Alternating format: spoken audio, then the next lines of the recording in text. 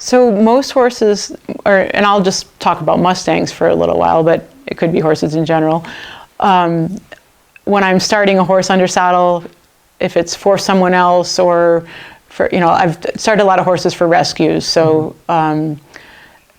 they come in and about the first 2 weeks approximately is kind of just trying to get that horse to square zero.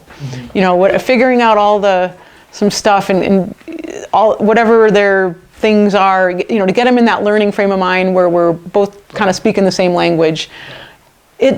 More or less, but roughly 2 weeks before I'm really feeling like, okay, now we can really make some progress because we've established all the things that I need this horse. Right? Yeah, we've got what this horse needs to know. With the Mesa Verde Mustangs, they showed up ready to learn. So it was such a contrast. It really was. Granted, their taming process was using totally positive reinforcement when they were at Mustang camp.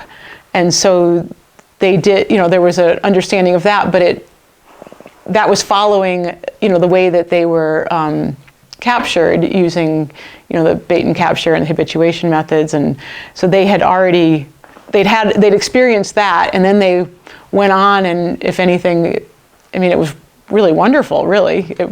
They did not totally understand the feel of ropes, though, and things. So teaching them steady pressure, but it took, one session, because they were like, what does this mean? What are you trying to tell us? Oh, that's what you're trying to tell us. They were so willing to learn. There was no resistance. So they weren't afraid.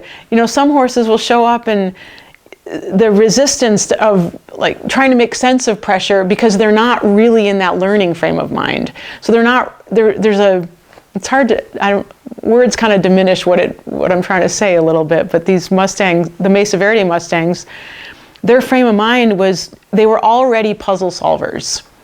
And I think some of the way that they were captured taught them to be puzzle solvers by having to go, okay, there's the food, okay, there's another panel, just over time, they showed up in that frame of mind, and it's really nice to work with. I shouldn't say I've started a few of them, and now I have 2 more, both with babies by their side though, and one of them, Toyak, who was the head mare of the herd in the wild.